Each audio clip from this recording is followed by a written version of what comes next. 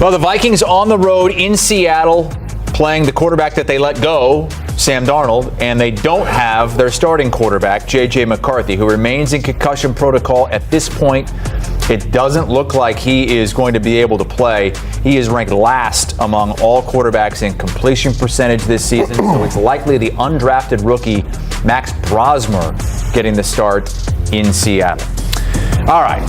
Let's get Lige Douzable and Pete Prisco back in here. And Kevin O'Connell has done amazing things with some quarterbacks. I mean, look what he did with Kirk Cousins. Look what he did with Sam Darnold. Daniel Jones went through there. And although he didn't play, he's playing well for the Colts. Can he make J.J. McCarthy a competent quarterback? This is the thing, Has, when you look at KOC, like how many times are they expecting him to continue to be Yoda? Like, how many Luke Skywalkers have come through and he's, like, risen their gameplay? You named all the quarterbacks that have come through and he's elevated their games. At what point will the Minnesota Vikings, and again, they drafted J.J. McCarthy in the first round, matter of fact, traded up one spot to get him. At one point, when you have a guy like Sam Darnold, do you not extend him and keep him on the roster so Kevin O'Connell doesn't have to continuously do this year after year after year? And I think that's what they were banking on. He's done it with so many different quarterbacks. Even the year that Kirk Cousins got hurt, they played like 4 different guys. They were like one game out of the playoff contention.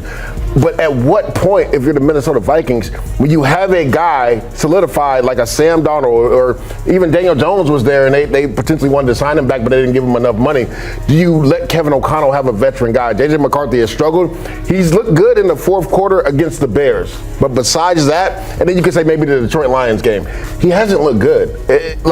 He's not seeing the field well. You're being kind, dude. No, he has not been good. He's not seeing the field well. He's taking sacks. So I don't know if Kevin O'Connell could continue to be Yoda with J.J. McCarthy, because what we've seen so far, and again, this is only his first year starting, but it is his second year, it does not look good. By the way, you said that Daniel Jones, they didn't offer enough money. He wanted an opportunity to play, and they told him that it was going to be J.J. McCarthy. Maybe that's their mistake. Big mistake. I mean, letting Sam Darnold go, big mistake. Although you would have had to pay him a pretty nice contract, and when you draft a guy in the first round, it's hard to do that and justify that. The problem is they should have never drafted J.J. McCarthy. They just shouldn't have. Look, you saw him coming out of Michigan. I had my doubts. You guys know the entire time I didn't think he was going to be a good NFL quarterback. And he's worse than I thought he would be. And that's the scary thing. He is worse than I thought he would be. And he's not getting better. His mechanics are terrible. I mean, everything is high. He's late with passes. Even ones he completes, he's late with them. And I don't think Kevin O'Connell can fix them. Now, you do hear rumblings coming around from around the league that coming out of that building that they like Brosmer. Max Brosmer, who's going to play, a rookie, is going to play this week probably, and they do like him.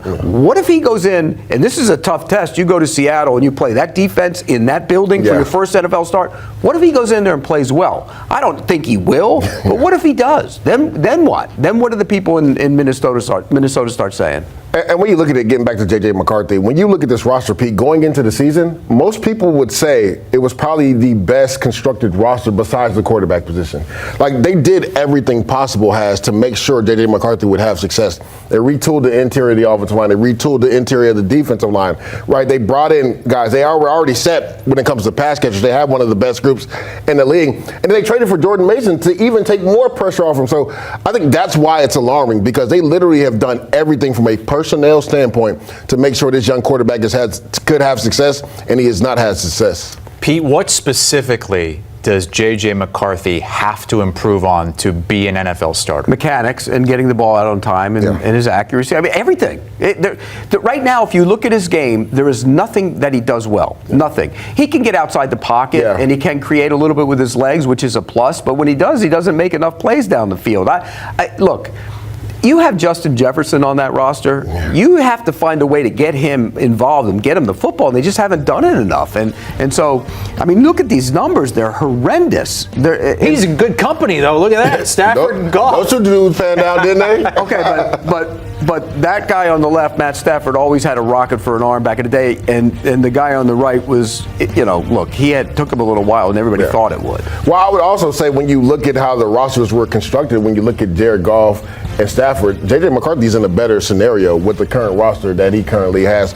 And going back to his days in Michigan, a lot of people had question marks because it was a run-centric offense. Now, he threw with a lot of velocity, and he made a lot of tight window throws. But my concern was a lot of those tight window throws probably should have been picked off. and they weren't. The receiver just happened to make a really good catch. So that was always my question mark. And I think Minnesota, where they fell in the draft, they really didn't have a choice. It was either him or Bo Nix, and maybe they had a little bit higher grade on J.J. McCarthy than Bo Nix. One thing about J.J. McCarthy, and I look, everybody always says, well, he's a winner everywhere he went. Let's look at that. He went to IMG Academy. Yeah. Okay, IMG Academy. He went to another high school up north first. It was a stacked with roster too, and he won there. Then he went to IMG Academy. I could be the quarterback at my age right now at IMG Academy with the players around there, and I would win. Yeah. So then he goes to Michigan, and that team was loaded. Look at all the draft picks that came off that team. So of course he's going to win. They didn't win because of him. They won with him at Michigan. And here's the other part of J.J. McCarthy. Quarterbacks have to come out from underneath their garbage. And by that, they're all going to make mistakes, every single one of them. How you react to that and how you respond to that is who you become as an NFL quarterback. If you do, you're going to be a good NFL quarterback. If you don't, you're going to be done. And right now, he doesn't respond at all. He wilts in the moment. And you know how I talk about quarterbacks who wilt in the moment after they make a mistake. You can't play in the league when you do that. You know who he needs? Connor Stallions. Look at the before and after numbers on the Stallions with J.J. McCarthy at Michigan. I've had people in the league that sent me texts about that and said something was up. Yeah, I mean, it certainly appears like it could be at this point. Let's look at some of the other notable injuries and a bunch of quarterbacks on this list. Now, Joe Burrow is expected and likely will make his return on Thanksgiving night at Baltimore. Lamar Jackson is back, but still questions. He hasn't scored in either of his last two games. And big questions for... Someone reminded me of something I said back in that time period, and fortunately I have a very short-term memory when it comes to the things I say, both stupid and smart. Right. And that's the thing, when you develop the short-term memory so you can forget all the dumb stuff you say, the good stuff tends to slip into that black hole as well. Apparently, I was musing openly about a certain team in purple making a run for Matthew Stafford, reuniting him with Kevin O'Connell, who was the offensive coordinator the Super Bowl year. The Vikings have a Super Bowl-ready team. All they need is a high-end quarterback, somebody who can deliver with a big throw in a big spot. And there was never any steam there. No. But I just kind of recall throwing it out there now that I've had my recollection refreshed. I've been saying, or was saying at the time, maybe this is a call the Vikings should make. So, regardless, he wasn't leaving. No. That's the one thing the Raiders and the Giants found out. It was all a ruse to get the most money possible out of the Rams, leaving the Giants and Raiders pissed off that they went through the exercise because they thought it was real that he was going to leave. And at the end of the day, it wasn't real that he was going to leave. No, it was a leverage move, that's for sure, right? I mean, gosh, if he went to Minnesota, though, the Rams might have thought it was really real, actually, there. It was like Kevin O'Connell. Wait, he came from our coaching staff. Wait, their team is ready. We've heard they're flirting with Aaron Rodgers, right? Maybe he could have squeezed a little bit more money out of the Rams if it was Minnesota in that leverage matchup there. But your point about the Vikings is real, Mike. I mean, again, that's where they're in a weird spot right now. They're in a spot right now where you just said it. We've said it a bunch. It's just to go, come on. Minnesota's a team that's really kind of got it all. They're ready. That's why they flirted with Aaron Rodgers a little bit. There's a little bit here too of going, why didn't you know your team was ready? Why did you draft a quarterback and do this and do all this when you could see that the team was close to being ready a year from now, a year or 2 years from now, like we are now? I think there's a little bit there that it has to go on the front office to not know or feel where the team was going and where it's at, and now it's been disrupted by a young quarterback.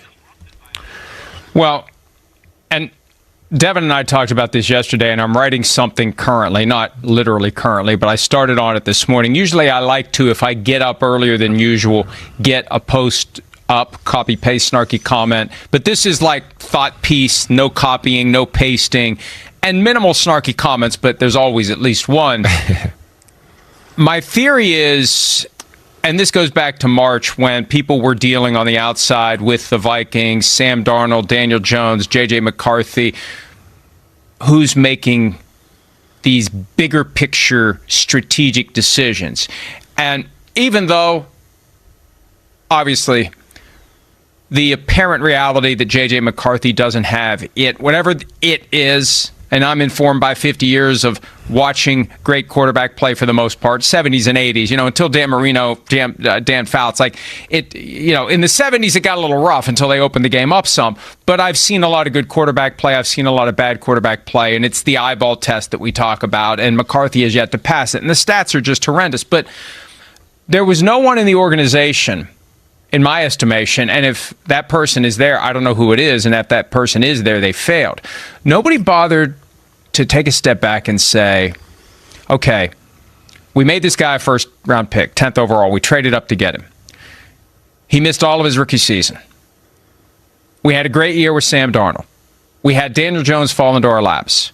We let Darnold go. We let Jones go. We said no to Aaron Rodgers. We didn't jump in to the Matthew Stafford pursuit because we're riding with this guy we drafted last year. I mean, at some point, the pressure that it put on McCarthy, and I'm not making excuses for McCarthy. This is an indictment of the Vikings' lack of strategic thinking.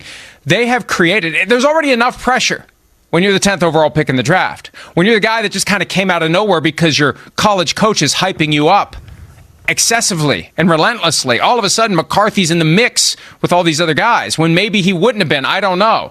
But you have the pressure being the 10th pick.